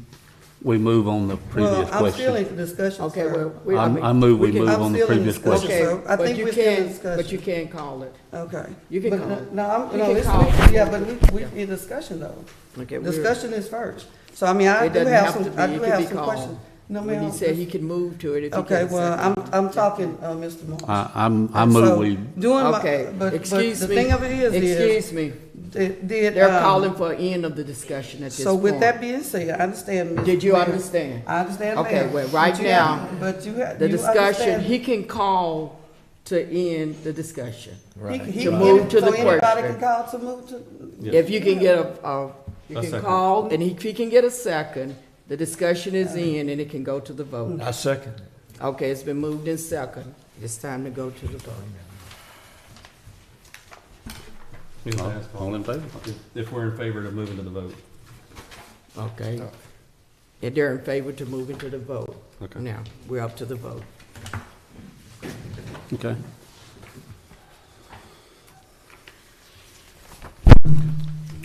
Do we move on this or on 14? This is the agenda item number, 13. Is it 13? is it 13? Initially, it's 13. This is the resolution that sets the premise on what the intent is. We're going to consider that condition number 1 is satisfied, that they started construction. Item number 2, that they invested over $3.6 million within 36 months. We realize that that's satisfied. Okay, well, I'll And make a then motion item we number approve the 3. resolution. I'll make a motion we approve the resolution. Okay. I second. Okay, it's been moved in second. All in favor? Motion carries. That brings, I'll oppose. okay, I'm sorry. It's carried. You're opposed to that. I'll Yeah. oppose. That moves us to item number 14. 14. Consider and approve amending deed conditions and tax abatement and incentive agreement of A&A Texas Capital LP. This is just a little bit more detailed on that same item. Council approved to do such, but I'm presenting you the red line on the deed itself and the red line on the tax abatement itself. Let me pull it up real quick. So if you go to your, I wish I was working on the laptop and it wouldn't have turned off. So if you go to page number 38, this tax abatement agreement, on the second page of that agreement, on page 39, well, I have one red line. That's going to be stricken, which says, and 3. So item number 1 and number 2 stay in there, right? They stay in there. Item number 3 says, use the real property exclusively for a facility to manufacture materials which enhance the durability of wood products for a period of at least 10 consecutive years. We're striking that to not restrict them only to wood product preservation materials. Okay? On page, if you go to page 7 of 9, which is in your packet, which is page 44, page 7 of the actual tax abatement agreement, this recapture for default clause of the tax abatement stricken, which says, if such default is the result, our requirement for recapture, if such default is the result of failure of the owner to use the real property exclusively for a functioning facility to manufacture materials that enhance the durability of the wood products, that clause be stricken, which is the recapture clause. The other clauses that you had mentioned all remain. All the performance agreements saying that they have to hire X number of people. They have to keep this many people on payroll. They have to invest a certain number. So all of those they have to keep in there, and we're keeping it. We're not touching those. Okay, so basically what I'm asking is, so if, you know, which I understand we have to have a courting phase, but if they decide to just pick up and leave, and that means that all those people that they did hire will no longer have jobs, we don't have anything to hold their company actually accountable to stay here to. The only thing that we can hold them accountable for That's what I'm is saying. anything that we've invested into their business, all incentives that we provided them, which be Right. tax abatements. So within 10 years, if by year 8 they say, you know what, we're moving back to Canada and we're shutting this down and we're gonna sell it off to somebody else. Everything that they've been abated, all the tax abatements that's been provided to them, they have to pay those back. All incentives that we've provided to them in utilities, they have to pay those back. Go ahead. I just had a question for Mr. Geary. Yes. Would you mind taking a stand, please? Just- Taking a just stand. a quick question. So, so in regards to, what I'm reading here under recapture for, default, it says, to be stricken if such default is the result of failure of developer or owner to use the real property exclusively for a functioning facility to manufacture materials that enhance the durability of wood products, et cetera. And it reads further on. Can you kind of give us an example of some products that you are processing or making? Okay, well, one of the primary products, Yes, sir. fire. Yes. It's a wrap that goes around, a utility pole Yes, sir. and prevents fire, or prevents damage. Yes, sir. Right now, we have a supplier, that is providing us that mesh, Yes. and we would like to be able to bring in water and do that mesh ourselves. So that's steel Yes, sir. manufacturing. So with this clause, that would denote you doing more than wood products, would it not? Yes, sir. I understand. Thank you, sir. And also, with us amending that clause and adding extra products or extra whatever you're requesting to manufacture in that would also allow you to make other products. Am I correct? More capital. If we could know how to forecast and guess in 10 years what things they may want to manufacture, Yeah. we would be putting a catalog of Yeah. information in there, or just strike that restriction Yeah. on them, because, yeah, it could be done either, Yes. either way, for sure. Yeah, my main concern is the 380 agreement, where the TML recommends us to place a recapture clause in the agreement. So if they decide to pick up, those people are out of jobs, they no longer have any jobs, and then the property, they could end up selling it to someone we really don't care for them to be here in the city of They're Groundwater. under, Or not just that property's under deed restrictions, so not just any property can come in there. There's a lot of manufacturing properties that are not allowed in there under the deed restrictions. Secondly, like you said, the recapture clauses, all of those stay in there. It's just the recapture for them choosing to do something in addition to wood product, preservation.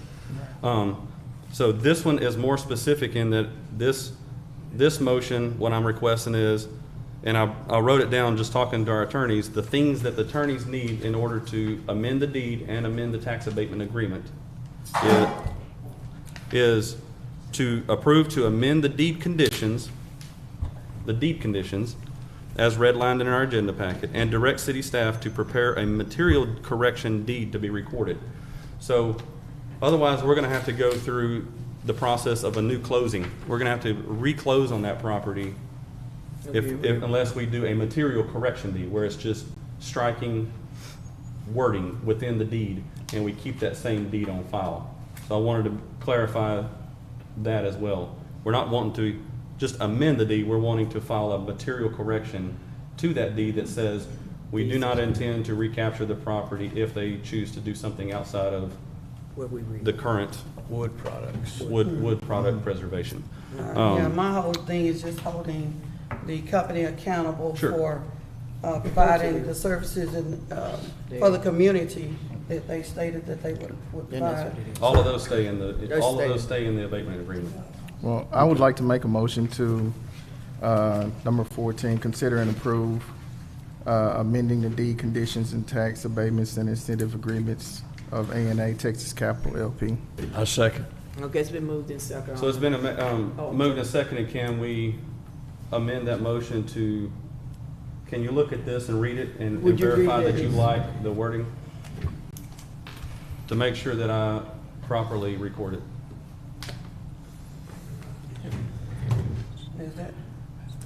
Is that proper? Yes. That was what It's the it's under lawyer. my attorney's advisement that we be sure to That's what he properly said. word it. It's only if he approves it. Understood.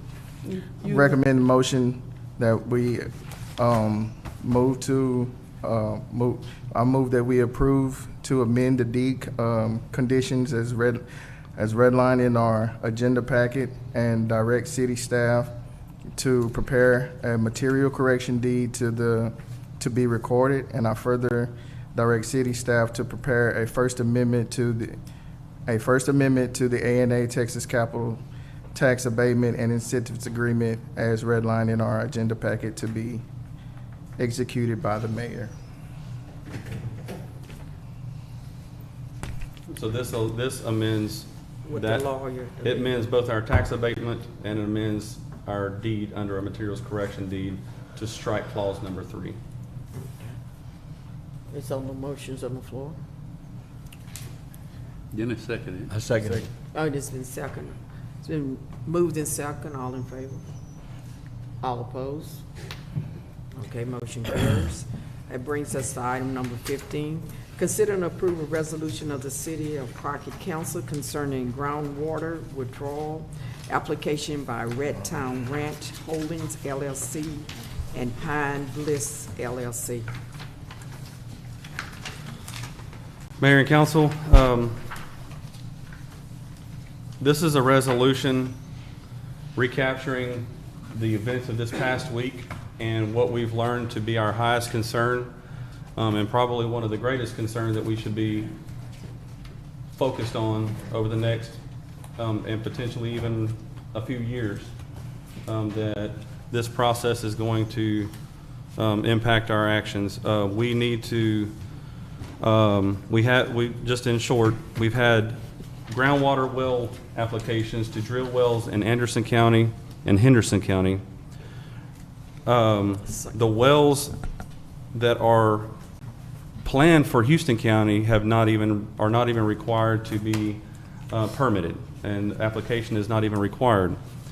That being said, this is put together. There's an investment firm that has purchased a big ranch and is wanting to drill a lot of wells that are very close to us, that we have high suspicion that will impact our aquifers, that we currently have municipal wells pulling water from. We currently also purchase water from, surface water from Houston County Lake, who is fed by artesian and spring-fed elements. We feel like that massive amount of well pumping from our aquifers will reduce aquifer pressures to impact our lake, our spring-fed lake. Once those pressures drop, then artesian and spring-fed capacities of the lake, we feel, will be directly impacted. We also feel like our municipal wells are going to be impacted. There was a project recently, it was called the Vista Ridge Saws Project, that transported water to San Antonio. After their exportation and their pumping, there was hundreds of wells that were impacted and went dry. There was many wells that required to be redug and re-drilled to reach the aquifer, because the water table drops. The water tables shift upon that massive amount of pumping.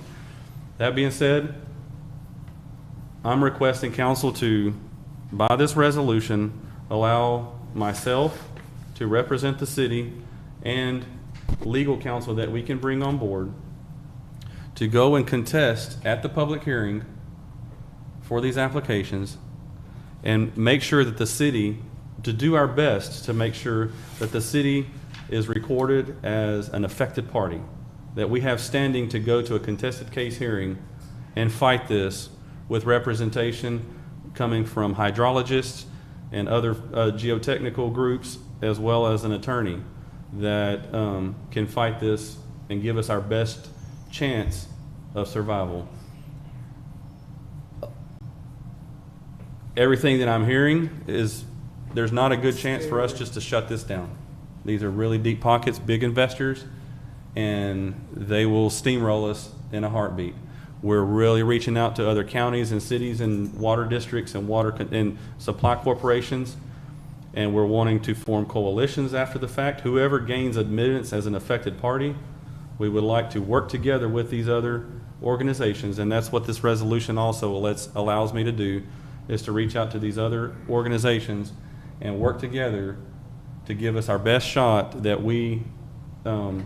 that our concerns are mitigated. Whether it's by volume, that they have to reduce the amount of water that they can pump out, they have to reduce the number of wells, whatever it is that gives us some insurance and help us know that our current water supply and or future water supply is not going to be negatively impacted by this potential export group. John, you should explain to our audience and those who are watching why the 11 wells in Houston County don't have to be permitted. So there's something called under the and I have about 2 weeks worth of education on this, so please forgive me. I'm going to be pretty limited. I have utility superintendents that have all the TCQ licensing and understand local operations, but we know that where our water comes from, it comes from the lake, and this water comes from municipal wells. For the last couple of days, we've been on our municipal wells. We have not been buying water from the lake due to their plant being shut down and receiving lightning damage. So we need wells. We also need the lake, right? We want both. We want assurance that we are going to have water now and in the future. The local Houston County is not under something called a groundwater conservation district. Right. A groundwater conservation district is not a fix-all. People can still drill. As you see, people are drilling or planning to drill in Anderson County, and there's a very good likelihood they will proceed with those wells. However, in Houston County, there's not even a notification process required. If they want 11 or if they want 20 or they want 50, there's not a process that they have to go through to show that this water is going to be used, what it's for. Are they going to waste it locally? Are they wanting it for data centers? Are they wanting to export it? Are they wanting to water cows with it? And so there's none of this process is required when there's not a groundwater conservation district. Currently, I can't tell you from a personal standpoint and from a legal standpoint, we can't tell you that do we want a groundwater conservation district or not. However, we know that was one layer of protection that we should probably consider. Right. And find out if that's something that we want or not. Because they can start drilling those wells in Houston County right now, and they may already have, I don't know. We're hoping that it's based on some metrics that they put together, cost-benefit analysis, that they need all of those wells to be, to be successful enough and make enough profit to be worth their while. And that if it's delayed in Anderson County, that they just don't start the ones in Houston County. That's our best hope. But we can't stop it. There's not a process to stop it. But right now they're drilling. Their plans are to drill 54 wells. 55 wells. 55 high-capacity wells. The wells in Redtown Ranch that are really close to us, that's using their permit numbers that they've asked for, is about 52 times the water consumption of the city of Crockett. It's about 3.5 times the city of Tyler that they use on a daily basis. So it's a lot of water coming out of our little bitty portion of our county. It's dangerous. And so the goal is to go through this process, make sure we have a seat at the table to fight this to our best ability, to slow it down, to make sure that they provide all required processes to ensure to us that they're not going to be impacting our water supply. And also with the mitigation clause. And to try to provide some mitigation efforts in the event that they do impact our water supply. Yes. Okay. So, the resolution, I make a motion to approve the resolution. I second. okay, it's been moved and second, all in favor? Motion carries. Bring us to item number 60. Consider and approve engagement agreement with law firm for legal representation with water well application That was the discussion we had. Mayor and council, y'all received the, an engagement letter of our recommendation for an attorney to represent us to draft it. And initially, my first steps that I'm requesting of them is to draft our contest letter to make sure that we hit every checkbox available to make sure that we become an affected party and can gain access to a contested case hearing. And then they will follow through with us on that process if we do get accepted as an affected party. And they will also show up and represent us at Thursday's hearing. We have a hearing in Jacksonville. I have the information for y'all. Anybody that wants to attend, we do feel like there's going to be a lot of people. There may be significantly more people than can fit in the room, and that's fine. We want as many people there. If y'all have adequate concerns that your water's going to be impacted, the hearing's going to be in Jacksonville, and I'll get you the address. I'll get the address to anybody that wants to attend, but it's going to be at 1 o'clock this Thursday. But that being said, I would like to retain the services of Matthews and Freeland, attorneys at law. I'll make a motion that we approve the engagement agreement with Matthews and Freeman Law Firm for legal representation with water well application. Okay, it's been moved in second. All in favor? Motion carries.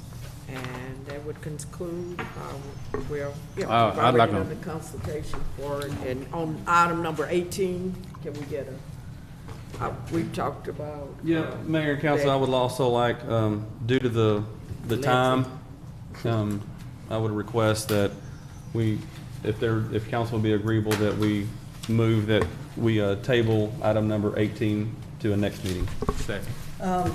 John, I will also. Well, I wasn't making a motion, I was asking. So if somebody would like to make the I'll motion. make a motion, we table, What you had a statement? 17 and 18. Well, 17, we've already been in. We've already- Yeah, we 18 covered now. 17 already. 18, table 18. I second.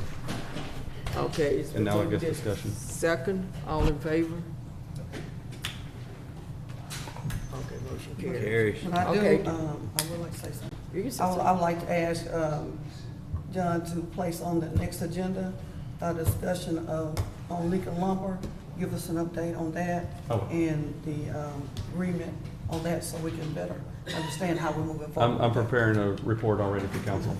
I'll have it for you. All right, so that was after the meeting, so we motion to adjourn. Thank you, sir. Thank you so much. Enjoy the long link.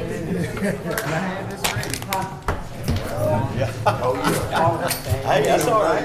You're ahead of everybody else. My evaluations, I only did one. I had to get a hold of Tiny to make him remember his. Yeah, I got to see. I'll just hold them.